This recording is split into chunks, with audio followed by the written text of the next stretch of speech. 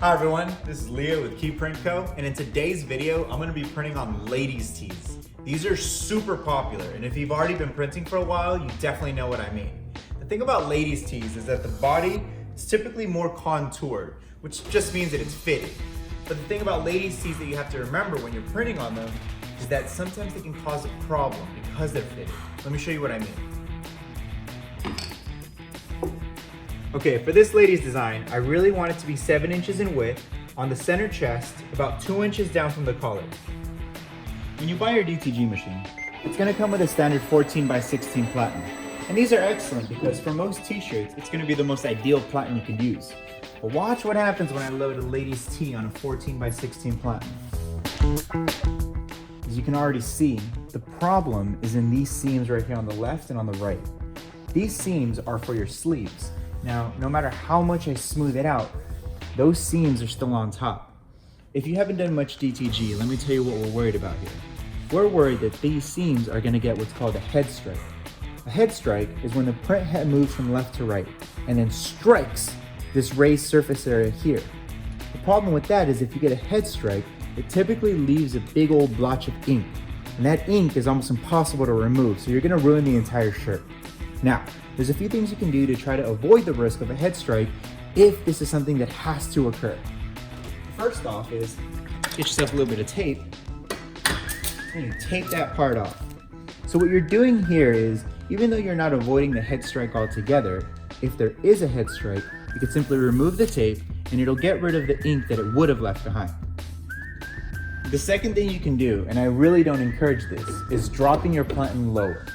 What's going to happen is that you'll avoid the head strike. However, you're going to have to compromise the quality of your print because it's going to be further away from the actual print head. And you might get a little bit of overspray in the process. It's definitely not the most ideal solution, but in a pinch, it'll help you get by. The way that we actually print on ladies' tees here is by switching out the platen entirely. Let me show you what that looks like. If you switch out that 14x16 platen with a 10x12, printing on a lady's tee suddenly becomes a lot easier because you're not having to worry about the side seams.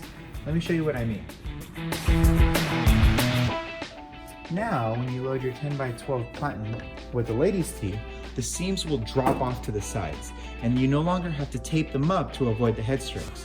You also don't have to worry about dropping your platen down. In fact, you can raise it up as high as possible to get it as close to the print head and get the best possible print. Getting a head strike is definitely not cool, but ruining one of the print heads is even worse, because now instead of just ruining a t-shirt, you pretty much messed up your DTG machine. So, use a smaller platen and avoid all of the risks altogether.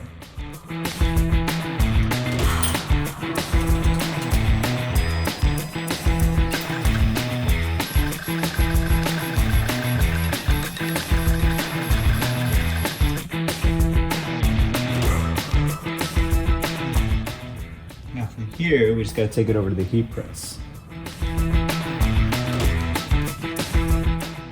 When it comes to the heat press, you're gonna get basically the exact same problem that you would on a DTG machine.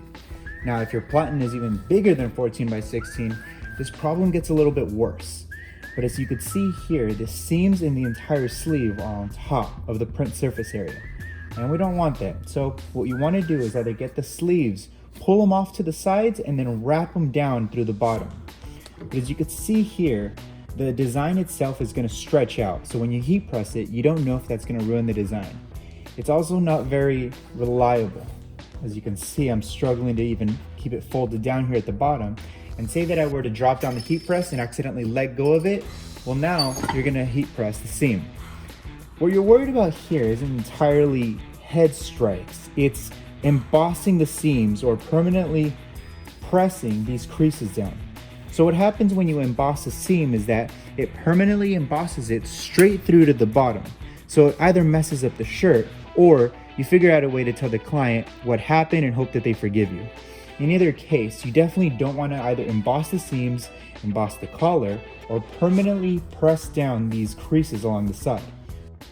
The good thing about these heat presses is that just like the DTG machines, you can remove the bottom platen by just activating that little switch off to the side.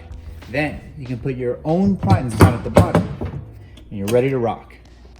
The benefit of these 10 by 12 platens is that you can get the design entirely on the top surface area, and then everything else falls down. So the collar, the sleeves, the seams, everything falls down and remains perfectly flat. Then, all you have to do is put your craft paper on top, lower the heat press, and you're good to go. Once your design is done, just remove the craft paper, and you're good to go.